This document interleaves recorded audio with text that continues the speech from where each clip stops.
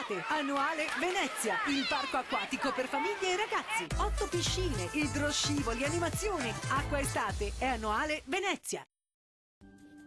Arriva l'anticiclone africano Polifemo che porterà bel tempo sul nostro paese ma soprattutto tanto caldo. Vediamo il dettaglio. Sul Veneto bel tempo soleggiato ovunque, salvo poche nubi sparse sui settori montuosi, ma saranno del tutto innocue. Diamo uno sguardo alle temperature che risultano essere in ulteriore aumento, con massime previste in media tra i 30 e i 36 gradi, minime attese tra 18 e 21 gradi circa. Andiamo ora a vedere che tempo farà sul Friuli Venezia Giulia.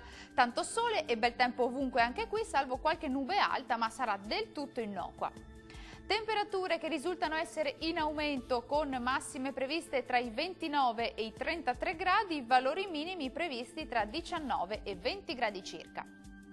Concludiamo con uno sguardo alla situazione meteorologica del Trentino Alto Adige. Anche qui tanto sole e bel tempo su gran parte della nostra regione, salvo locali addensamenti e qualche breve rovescio sulle Alpi di confine. Clima caldo con temperature massime che risultano essere in ulteriore aumento, attese tra i 33 e i 37 gradi, minime tra 16 e 18 gradi circa.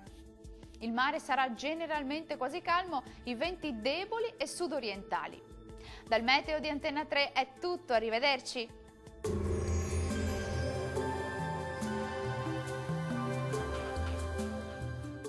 Acqua estate, annuale Venezia, il parco acquatico per famiglie e ragazzi. 8 piscine, idroscivoli, animazioni. Acqua estate è annuale Venezia.